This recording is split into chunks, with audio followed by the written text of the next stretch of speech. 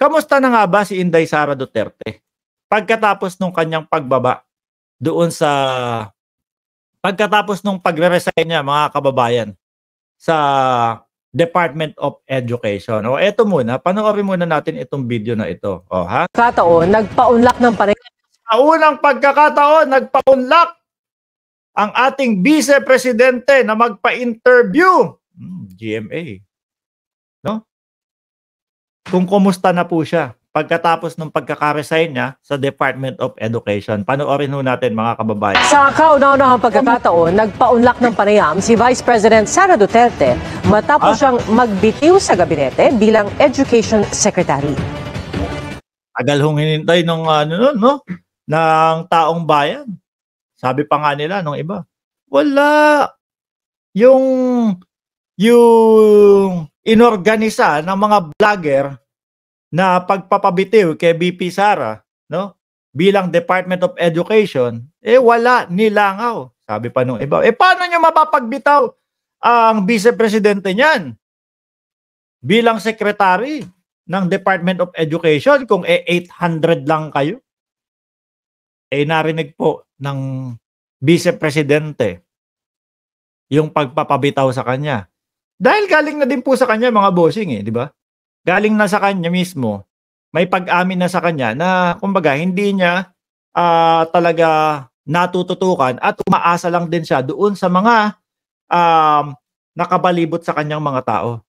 So sa madaling salita po mga boss chief sir, pinag-aaralan pa po ng Vice Presidente. Yung galawan doon tatagal ng ilang taon yan. O tuloy. At nakatutok si Marisol Abduraman, exclusive.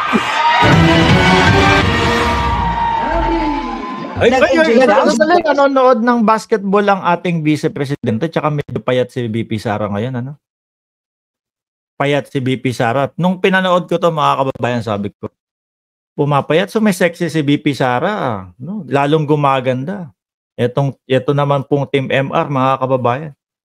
BO naman. Sabi ko lang gumaganda Sabay sasabihin sa atin, BO naman yung idol mo, Mark Ramos. Alam niyo po mga kababayan, totoo po, 100% nagagandahan po ako sa ating Vice Presidente. Kaso kada sinasabi ko yan, doon sa Team MR, no, yung editor natin, yung researcher natin, kada sinasabi ko, may kaduktong lagi silang BO naman. Hindi naman marunong magpatakbo ng Department of Education. Tumatahimik na lang po ako. Medyo umaagree po tayong sa kanila Sa panunood si Vice President Sara Duterte sa championship game ng basketball bilang bahagi ng pagdiriwang ng Duo Festival sa Davao City. Pagkatapos ng laro, nagpaunlak din siya ng selfie sa mga players. Si BP, mahilig talaga sa basketball. Ang ganda di ba? Si BP mahilig talaga sa basketball, mga kababayan. Ako mahilig din ako maglaro ng basketball. Kaso sa height natin, mga bossing chief sir, wala hindi ubra Ito ang unang public appearance ng Vice President simula nang i-anunsyo niya ang kanyang pagbibitiw bilang kalihim ng DepEd noong nakaraang linggo. Sa ngayon, tuloy-tuloy raw ang kanyang trabaho habang wala pa siyang kapalit. Nalulungkot daw siya sa kanyang pagbibitiw sa DepEd. Yung pagpunta ko sa mga schools, pakikipag-usap ko sa mga estudyante at pagkikipag-usap ko sa mga guro. Minahal ko talaga yung trabaho ko kaya nalulungkot ako. Personal daw niyang iniabot ang kanyang... Tingin ko mga kababayan para naman maging balanse tayo. Tingin ko naman nagtrabaho talaga ang Vice Presidente. Kaya lang po, yung kaalaman niya, hindi sasapat. No? Yung pakikipag-usap sa mga guro, sa mga estudyante, tingin ko totoong ginagawa niya Yun nga lang, ang problema, mga bossing, talagang yung kaalaman, hindi aabot dun sa level na maiantas yung level ng ating edukasyon, mga kababayan. Which is, maganda naman din yung ginawa niya, yung pagbaba niya, no? Bilang sekretary ng DepEd, mga kababayan. Kumbaga, may mga sumigaw, may mga nag-organisa na nagsabi na kailangan bumaba na ang ating Vice Presidente dyan. Mga bossing, mga ilang buwan lang, baba na. Kaya nga iyakan yung mga DDS Nagulat sila, naku, bumaba. Samantalang Samantalang yung mga mautog ho nila, mga kababayan, taon na yata nagaganap nung mautog nila, mga bossing, hanggang ngayon wala pa din. Dahil ho yung bilang nung kanilang mautog, mga bossing, sabi ko nga sa inyo, kahit ho barangay tanod dun sa aming barangay, hindi mapapababa nun eh. Oh. Kanino niya binigay yung resignation niya? Oh, kanino mo po binigay, Madam BP? Nalulungkot ako. Personal daw niyang iniabot ang kanyang resignation letter kay Pangulong Bongbong Marcos. Pumunta ako sa opisina ni Pangulong Marcos at sinabi ko sa kanya, dala ko yung resignation letter ko. And maayos naman yung kanyang pagtanggap and maayos din yung pagtapos ng aming pag-uusap. Pero kumusta nga ba ang relasyon nila ng Pangulo? We are still friendly with each other on a personal level. Maayos Magkaibigan pa din eh. Sa personal. Sa politika po kaya.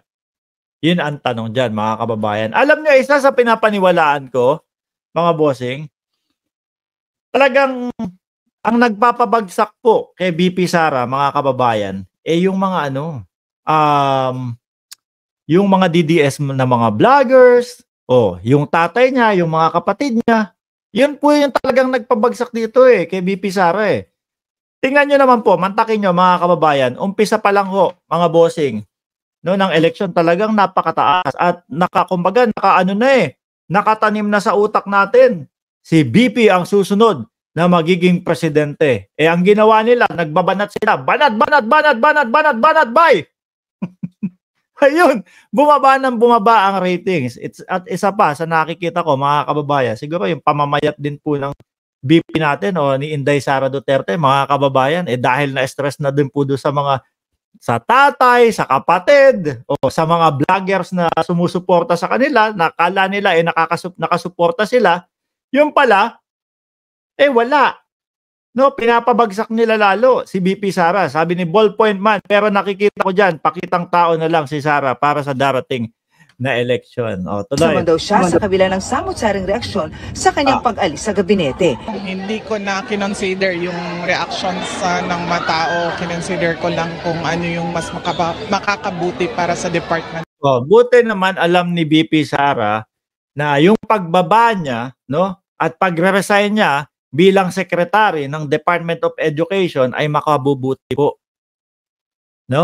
Sa Department of Education. Tuloy. Of education. Hindi raw niya kinukonsulta ang kanyang desisyon sa kanyang amang si dating Pangulong Rodrigo Duterte. Wait. Hindi kinukonsulta ang kanyang desisyon. Sa nakikita ko, parang imposible. Parang kontrolado pa din ni Duterte, mga kababayan. Kontrolado pa din ng tatay, mga kababayan. Siguro sabi nga nila, may mas niluluto kaming mas malaki. At yung pagbaba ni Inday Sara Duterte sa Department of Education ay hudyat. Naumpisa na ang laban. Napatanong ako, di ba matagal na umpisa yung laban ninyo? Kayo lang yung laban ng laban?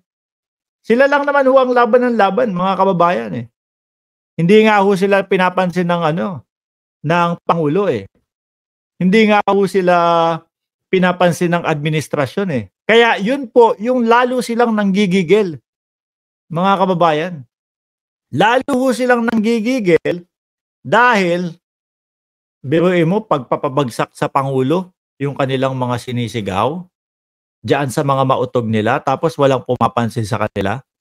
Hindi man lang nagre-react ang ating Pangulo. Walang consultation with the former President Duterte. Sa akin lang yon.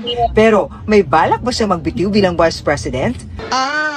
Walang discussions about resigning sa Office of the Vice President. Hindi naman. Ngayong wala na siya.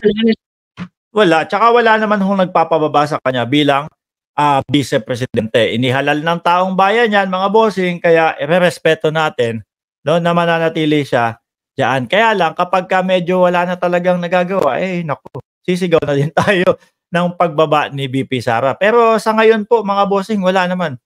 Ganyan lang po talaga. Medyo tambay-tambay ng konti ang Vice Presidente.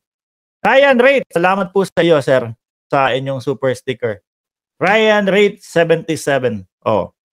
Pero pag mangarap pa siya sa pagka-presidente, hindi na siya mananalo. Yun nga po, isa din ho yun, Ma'am Evelyn Batica.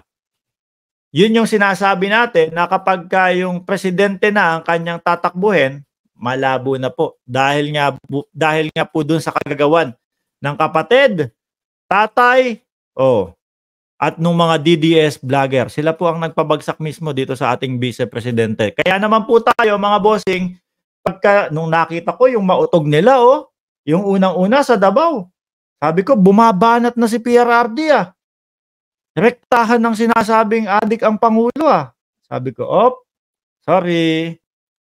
Tapos na yung aking pagsuporta sa inyo. Medyo, kumbaga, natamlayan na ako, tinamad na ako sumuporta dahil nga po, yung mga parinig nila, yung mga sinasabi nila, wala na hong katotohanan at pawang paninira lang po mga kababayan.